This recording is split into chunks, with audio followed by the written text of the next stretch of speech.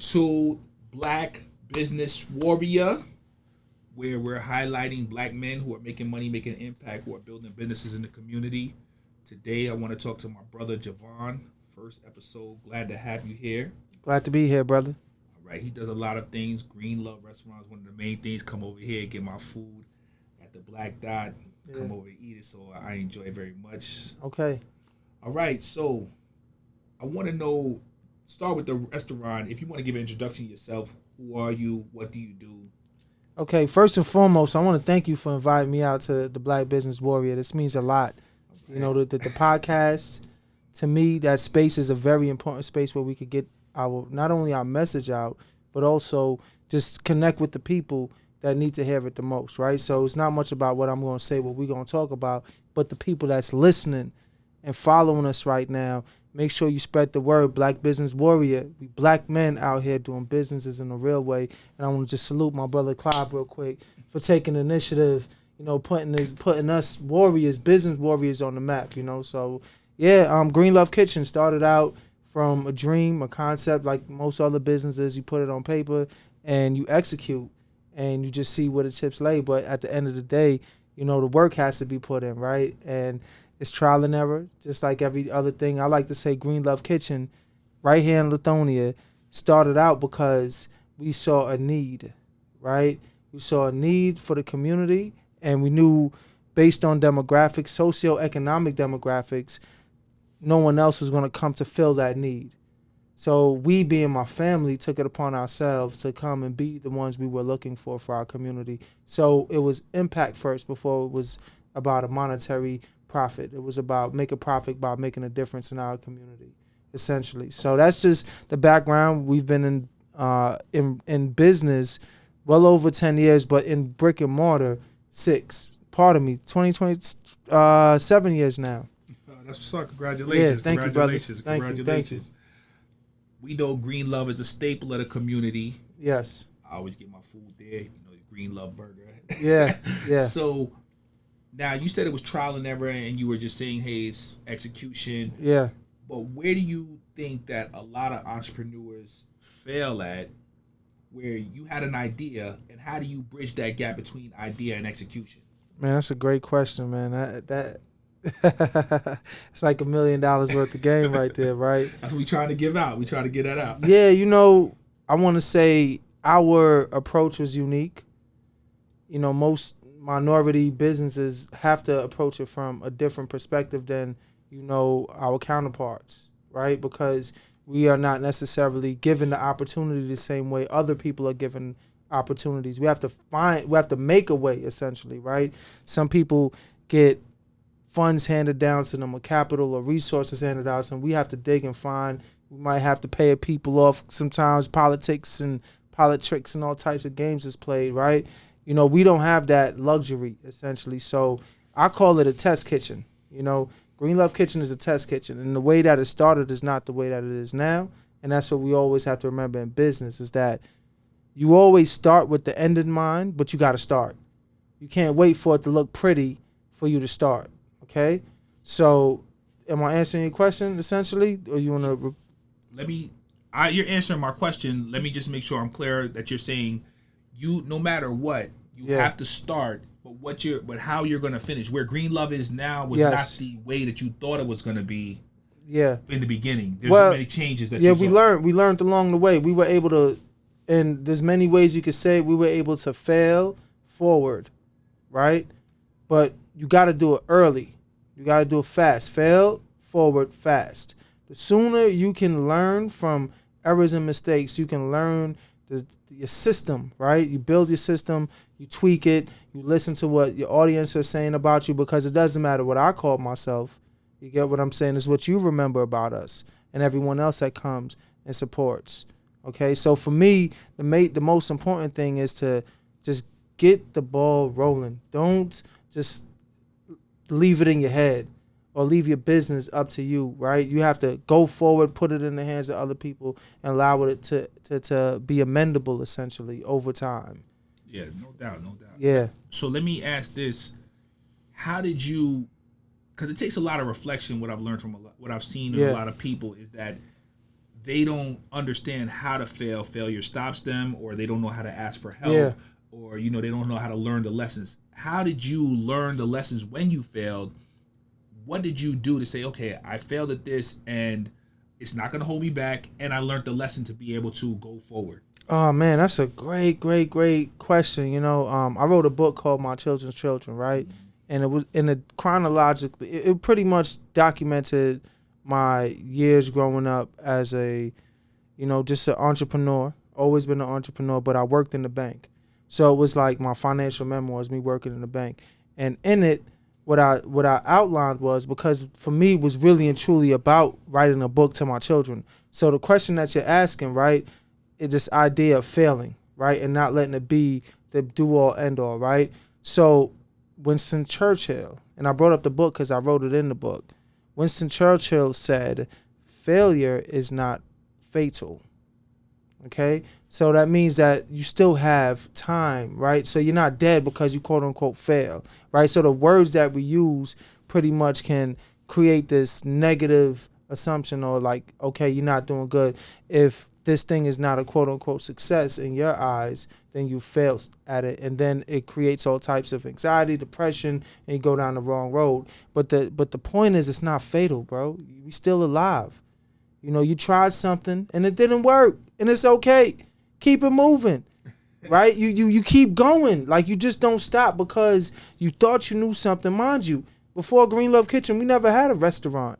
You know what I'm saying? We vended, we catered, but to have a brick and mortar, right? Because we always, even in business, once again, the worst thing to do is start a business just because you got a passion for something, because you got a love for something. Mm-hmm. You have to understand the business of doing business, right, in order to be a success. Building a system out that you can duplicate over and over and over, or replicate, excuse me. But the point is, failure is not fatal, bro. And as long as you know that, you just take it on the chin and you keep it pushing. You grow your business, and this idea of scaling, it takes time to scale, right? If we understand statistically, small businesses fail within the first 3 years, so you have to get over that 3 to 5 year hump. And once you're in that space, you can pretty much get yourself in a groove, but we have to be consistent enough to let ourselves get that far. And if you ask me, I failed plenty times in the restaurant business. Right. But that doesn't mean the doors don't open up. The show must go on. you know? Definitely. Yeah. Taking on that concept that you talked about, that's my thing is systems, right? I'm always talking about that, right? But I think a lot of people do two things. One is they either try to scale too fast, or they don't worry about scaling, right? Mm-hmm. And they don't worry about putting in systems. They're just like, hey, I'm going to wing it. Mm-hmm. I'm going to do business. So how did you, because what I've seen is that what I tell people you have, and what I say most businesses who are successful, they have, is that foundation and recurring clients, right? So they have a great reputation, and then they have a base of recurring clients. Yeah. Before you can scale, you have to have, in my opinion, a great reputation. There you go. And a foundation of recurring clients who are always coming back, and they're spreading the word, they're telling people about it, and they're coming back and patronizing your business. Yeah. How did you build that up here? What do you think are the key ingredients for you building that up? Man, that's a loaded question because, once again, it's just being in business, being available to serve. You always remember why you show up, and you always, you being the business owner, have to put yourself in the position of the customer. And excuse me, a lot of times our businesses don't put ourselves in the shoes of the customer, and that's what I call the value chain. Yeah. You're quote unquote selling to that customer before they even show up to your restaurant. They're getting that customer experience even when they're parking their car, right? Before they open up the door, they smelling your food. What music are you playing? When they walk through the door, it's just like when you go to a QT versus a Chevron or a Shell gas station. For those that are out of, not listening from Georgia, QT is the popping gas station down here, right? And it's known for their customer service, and once again, the gas station business, they lose money on gas. They make their money in the convenience, what they sell on the inside. So QT QT's mission or focus was to pretty much, have good customer service. Definitely. Right? Mm-hmm. You go in there, they're making noises. Welcome to QT. Welcome to QT. Mm-hmm. 3 words. Yep. Welcome to QT. And if they don't say it, what happens? There's gonna be a problem. Somebody's gonna say that you didn't say it. Somebody's gonna come back. As a customer, you're gonna feel way. Yeah. Even when it's busy, when you said that, I didn't even think about that. But even when it's busy, yeah, coming in, yeah, and you take Chick-fil-A the same way, right? Yeah. Even when it's busy, they're still saying, "Hey, welcome exactly. to QT." I've heard the door ring many times, and they're still saying, "Welcome exactly. to QT, welcome to QT, exactly." Welcome to QT. So now your employees have bought into the system, Yeah. which is customer service. This is a customer centric system, where what the consumer, right? Because they're the ones that are providing that living wage for you and your family, et cetera, et cetera, et cetera. Without their dollars, right, their hard-earned dollars, we wouldn't be able to compete, thrive, succeed, et cetera. So as long as you listen to your customer, you're always going to be 10 steps ahead of your competition. And I think that's a key part for me in terms of our quote-unquote longevity in business. Why we're able to maintain and sustain a business like we do, because people thought we were crazy once again coming into this community. Yeah. City of Lithonia, population of less than 3,000, demographics, socioeconomic demographics don't really lend to a vegan, vegetarian concept. However, we had to understand that in order to be the change, we have to become it. We have to sit in that space. So we took a chance on our people, and we're breaking all types of myths that we hear all the time. Black people don't support one another. That's a lie. White people don't support black people. Asians, Hispanics don't support black people. We have served everybody the same way across the board. Right, but our people is our number one supporters. Period, and they spread the word because we never paid for marketing. Is what I'm telling you. Yeah. You get what I'm saying? 7 years ago, there was no Facebook ads and all of that. It wasn't a thing. Corporations wasn't even on social media at that time. You get what I'm saying? Yeah. It wasn't sexy to be vegan. So our menu updated and changed over time. At one point, you can get a turkey sandwich or jerk chicken something at Green Love Kitchen. Yeah. But we wanted to just expose the community to healthy alternatives like a Green Love kale wrap, a spicy Thai kale wrap, a jerk mushroom, chickpeas, right? Vegan mac. We want to expose them to that. So when the doctor does say, hey, you got to eat more of this and less of that, this store is right around the corner in my neighborhood. I know they have a healthy option for me. But then we made a decision to pretty much, go at, I say 95%, 98% vegan menu. Yeah. And we because we were bold on that, it's paid off. Yeah, definitely. It's very hard to go down that road of being different. Yeah. But just like you said, in business, to see that people say, hey, our people don't support each other. Yeah. Or they're not going to come, or they're going to just dismiss what we have going on. But what people are looking for is somebody to support, right? A lot of times they can't find that option to be able to find that and be able to have a vegan restaurant, to be able to we don't supply. And this is where the business owners have to come in, is that say, hey, how can I supply what the people don't have, right? We're saying we don't have this, we don't have that. Well, go ahead and start it. There you go. The one thing you said that I love is about the passion business. Yeah.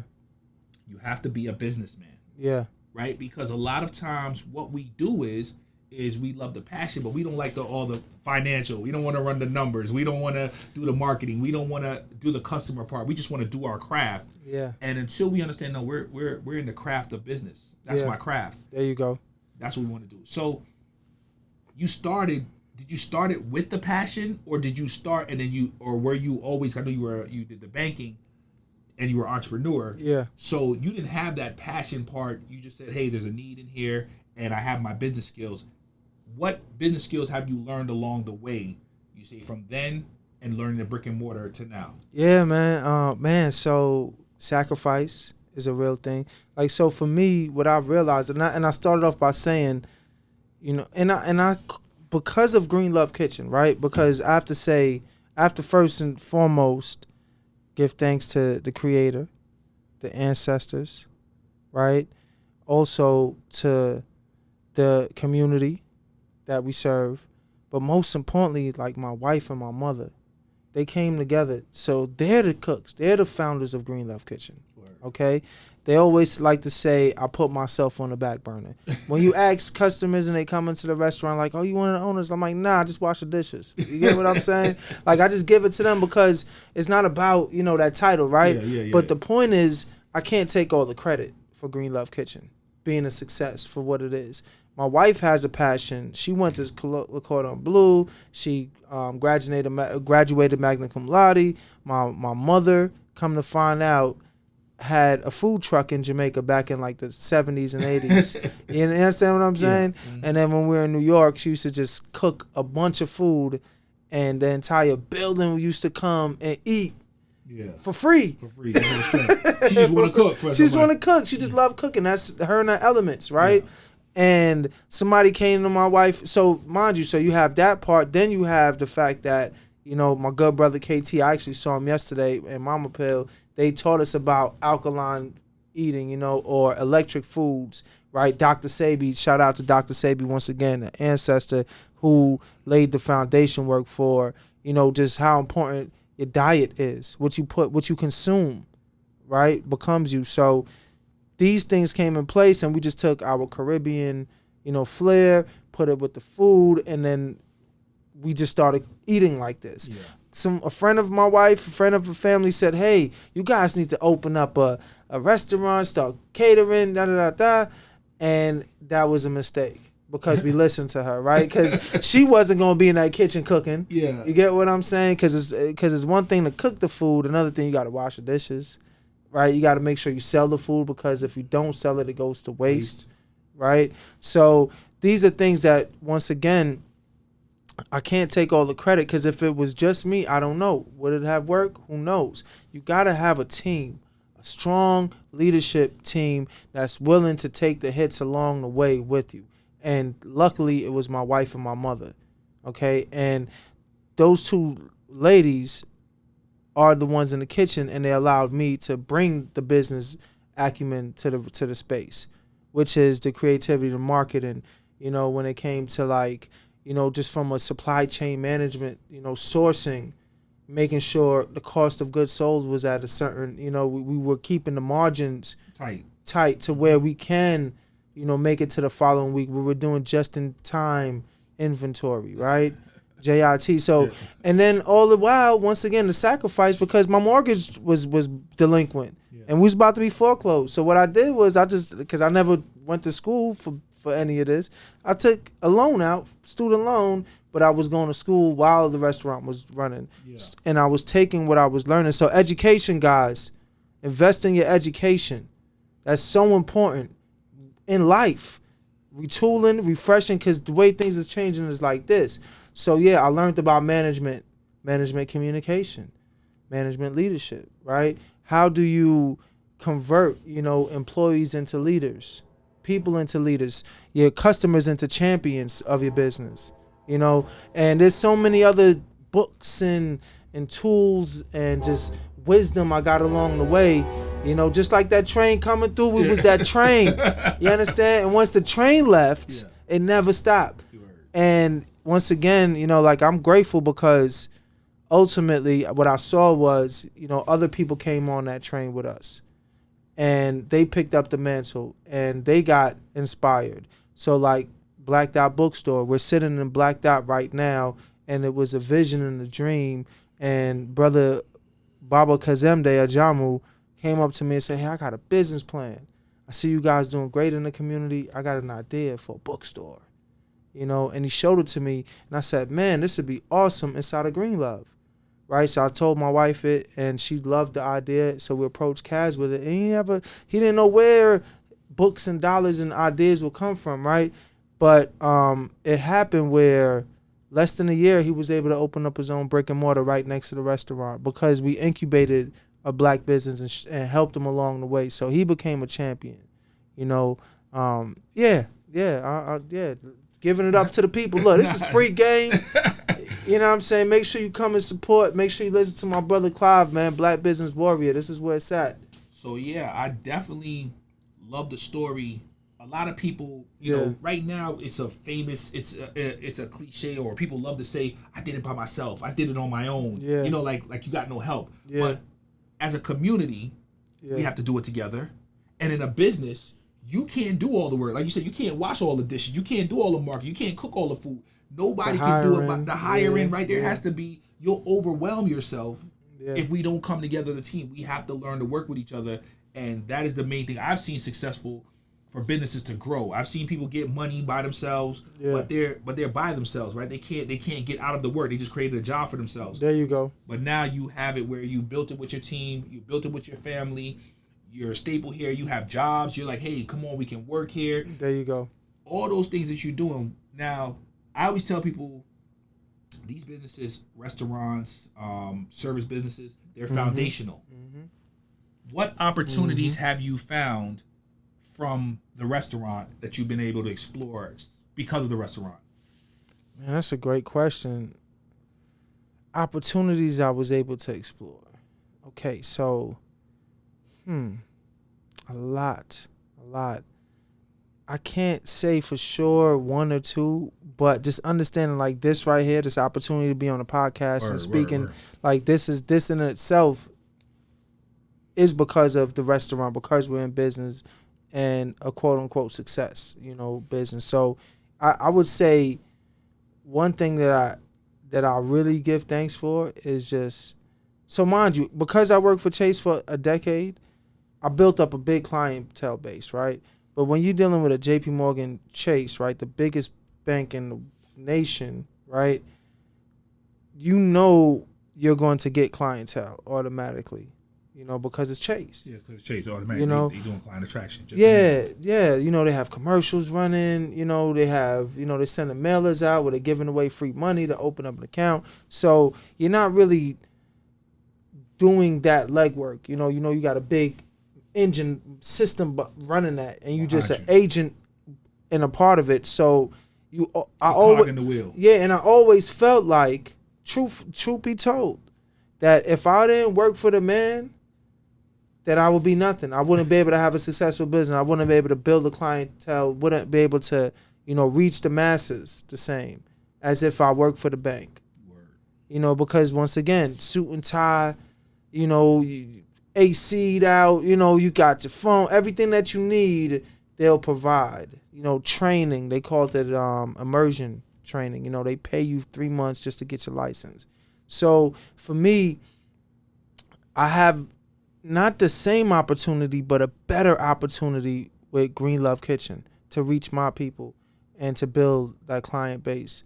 Because what it is you're finding not only like-minded people, but you're finding your people in all walks. And then you're a leader, so it's not like I'm representing another person's company. That's my last name on that window. You get what I'm saying? Right.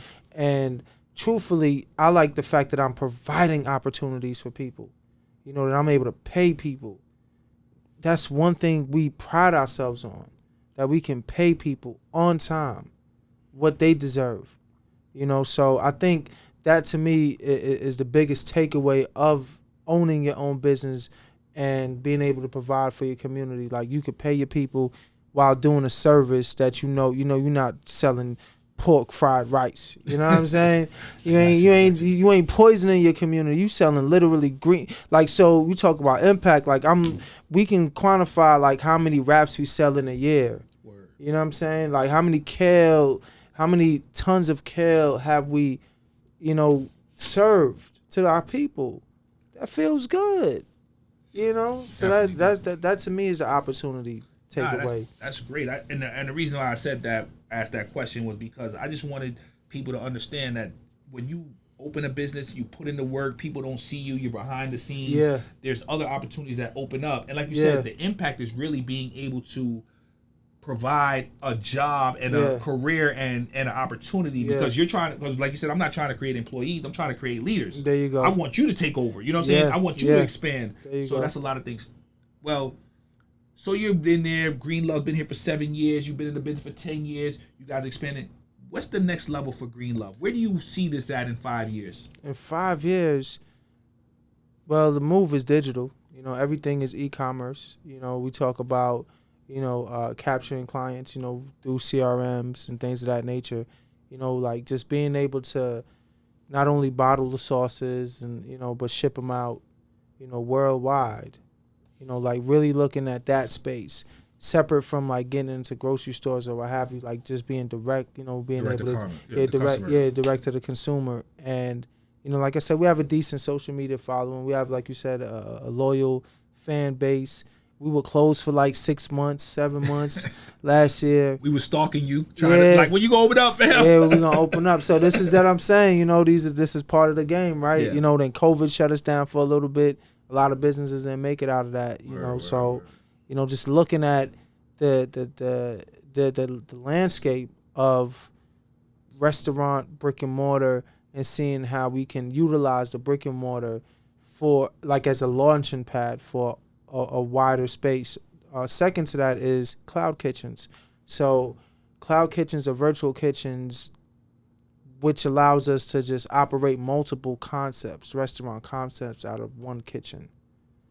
So look out for Rasta Burgers. You know what I'm saying? Rasta Burgers. I'm waiting on that. Yeah, so we got some good stuff down the pipe. Eventually creating a whole restaurant group. So we're leaning on. So once again, we see that Green Love Kitchen as an anchor in the city of Lithonia. We can open up multiple restaurants and still be successful, because it's just reaching the masses. So, we just looking at different ways we could reach the consumer. No, definitely. I appreciate you coming here. I appreciate you doing that. While we wrapping this up, I want to ask you this question. Yeah. If there's one thing that you could tell the people, right, and you be like, yo, you know what? And I know this is hard to boil down. I hate when people ask me, yo, this is the one thing, but what's the one thing that you would say, yo, look, this is what you need to do, man. This is how you're going to stay to get that level of success. Of course, nothing's guaranteed in life, you know what I'm saying, but death. What would that be? Man, so what I'm about to say, right, you got to understand, like, it took years for me to understand this. Like, you have knowledge and you got understanding and you got wisdom. Right. This is wisdom right here, right? And what I tell myself, what I tell my team is that in life, you need to have predictability, okay? Predictability. Without predictability, you have nothing. You're just shooting in the dark. Word. Right? So it's okay. Once again, those years, as I said, it's a test kitchen. You try everything you can. You do everything you can. You give it your all. But at some point, your business has to be predictable. Because without predictability, what? You can't project. You can't project. Right? You can't say forecast. You can't forecast. There's no way. You need predictability. You need to create a baseline, a benchmark, right? Something to strive and reach for. It's real basic, but that's where it is. Predictability. That's all I'm gonna say. You take it from there, bro. That's all I got. You done got it all. I'm expand on that because that is such a profound. It seems so simple, right? Yeah. Your team knows what to expect from you. There you go. From predictability, right? There you go. I know Jhavaun is gonna open up this. I take the Starbucks analogy, right? I said, yo, if Starbucks don't open up at 6 a.m. in the morning, people gonna go crazy. Yeah. If it's 6:05 and them doors ain't open, they gonna be calling. Yikes. Predictability. They have to be able to depend on. They like, yo, my Starbucks is not open. What about the sun rising? The sun. You're right. I just said the Starbucks, but the sun. If the sun don't come up, people gonna go. It's a problem. They're like, yo, what's going on? So we have, because we base our whole life on it's going to be 12 o'clock. There you go. The sun is going to come up tomorrow. There you go. And this is where we have to be predictable in the restaurant and in our business. And understanding that, in life, business, everything. But that is such a jewel to get your business in a system, consistency. Yeah. And you know what to expect from yourself and your business, and your team, and your customers, and everybody can know what to expect. So they know they're going to get a good burger. They know they're going to get something great when they come to Green Love. All the time. They know they're going to get the kale wrap, you know what I'm saying, the Green Love burger. They know that they coming in here, they already got their food they want to get, you know? There you go. Predictability, baby. I Let's appreciate keep going. it. Yo, Listen, you already know. Yeah. This is episode 1. Yeah. I appreciate it. We in here. We in the building. Yeah. You know what I'm saying? Gotta call the mic man behind the video. Sankofa for Films is in the building. Make sure you check out the guy. He got his own series coming. I'm executive producing on. Talk about opportunities. You know what, man? There's so many people with talent around here. Yeah. We have to connect. There you go. That's what, But if your doors are closed, how you gonna connect? That's the whole point. But we don't know. It's the thing about men. A lot of times, women they do it better. They do a better job of communicating, nurturing with each other. We just put our head down and have our own little circle and our own little kingdom. Be like, I'm doing my work, fam. And we don't understand how we got to connect and be able to say, hey, how can I help your project? How can you help my project? There you go.